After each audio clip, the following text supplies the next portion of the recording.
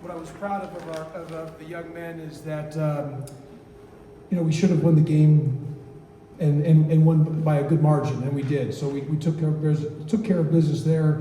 A couple of the positives, I thought the ball really moved found the open man. I always talk about the open man's the go-to man, and the go-to man's the open man. 34 assists on 50 made field goals. Our goal is to get 60% of our field goals assisted. Ball's got to move, can't stick. Thought we really did a nice job there. Got great paint touches. Offensive rebounding, 28 offensive boards. That's a big emphasis of us as being on the offensive glass. Second and third opportunities. I thought defensively we needed to be better. Transition defense and in some of the areas in shrinking the half court there, just kind of crowding the floor, making sure the picture's crowded. There's some things we got to clean up there. The next couple games we play, teams are going to have players 1 through 5 that are interchangeable, can make a bunch of threes. So we've got to do a great job in transition defense and with our length to make sure that we get back to build a wall and have to play against our half-court defense. So we've got to be better in transition defense. That's been a point of emphasis, but we've got to be better in that area there. However, there's a lot of positives for this evening, and always good to get a win. So, and one of our things I just want to talk about, we had multiple guys, 4 guys with double-digit rebounding. Jacob Barnaby, 10 boards, had a double-double. Howie Fleming, Jr., 10 boards. Al Green, 10 boards. Walter Brown, 14 boards, 9 offensive. Love the fact that Dre Gibbs Lawhorn, who's not a natural point guard and has just started playing it based on some of our injuries, and it's forced him and Al Green to have to play point guard. But tonight, between those two at our point guard spot, you look at it, Al Green, 8 assists, 1 turnover. And Dre Gibbs Lawhorn, 7 assists, no turnover. 15 assists, 1 turnover between our point guards is a great stat. And for those guys who have not been, that's not their natural position. So really proud of those two. We caught a glimpse of Tyron tonight. Just really impressed with his length, what he's able to do. Can you talk about what a special player he's going to be for you guys this season, and then also just the positives and the advantage you guys have this season with just these guys that are getting playing time right now? Yeah, no, Tyron is going to be good. I think you and I talked about it on your show the other day about just what I think about his potential. And he's only scratching the surface. He will get better as the season goes on. Look, he missed how many layups or dunks did he miss today? And we as a team missed a lot. But that is something that he's only going to get better as the year goes on. I think in the month of November, the more he plays, there's going to be ups and downs. He's going to have some mistakes. You're probably going to have to let him play through mistakes, not effort mistakes. I'm talking just, basketball mistakes, because I think the time he gets to December, he can be just a difference maker the way he continues to improve. So really excited and enthused about him.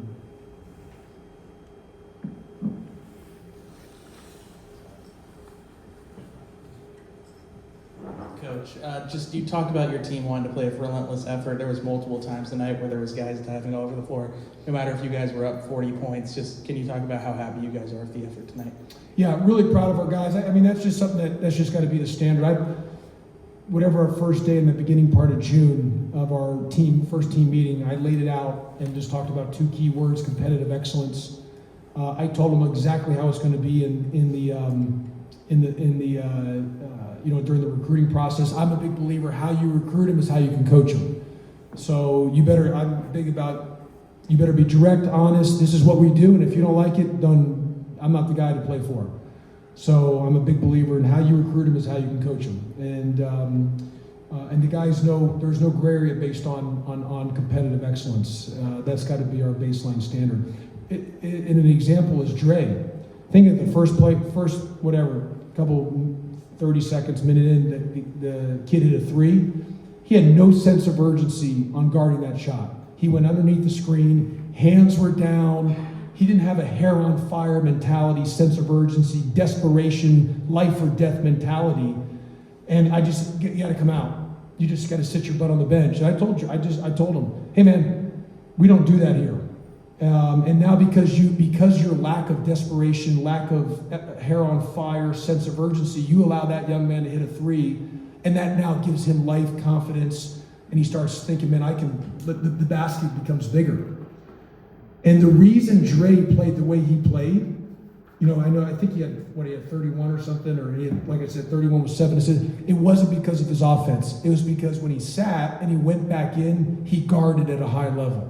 He defended. And based on his defense, he was able to really play at a high level offensively.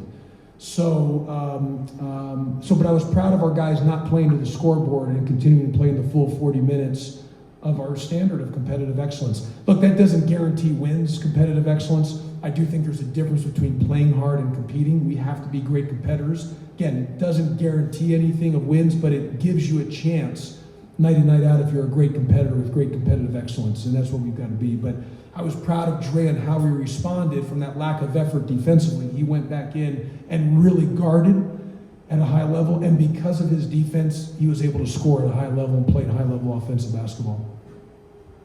Speaking of Dre and that defensive end, he had 3+ steals, or blocks, but you take a look at the defense as a whole, they caused over 20+ turnovers. That defensive effort, even when you guys are up so big, just talk about how important that is to you establishing this culture as the Running Rebels head coach.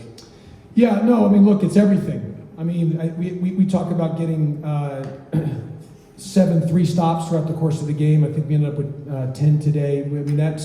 That's got to be a standard of ours. We got to try to get 7. 7's the goal. And if we don't get 7, it's a hard game. And you're not always going to get 7, but we're striving to get 7 3-stops in a row throughout the course of the game. But we've got to have a defensive mindset. We got to hang our hat on the defensive end. We've got to have a defensive, just a mentality. And from there, we can then go to the second part of it, which is on the offensive side. But so we've got to be better in some areas defensively. Again, maybe the naked eye doesn't see, but I was seeing there were some things that we got to clean up defensively. Starts in transition defense. We got to be better in some areas there. Shrinking the floor, being crowded, starting in and then moving out. There was a few times where we were out, in, out, and that's a recipe for disaster. The best help you can give is being in the right position.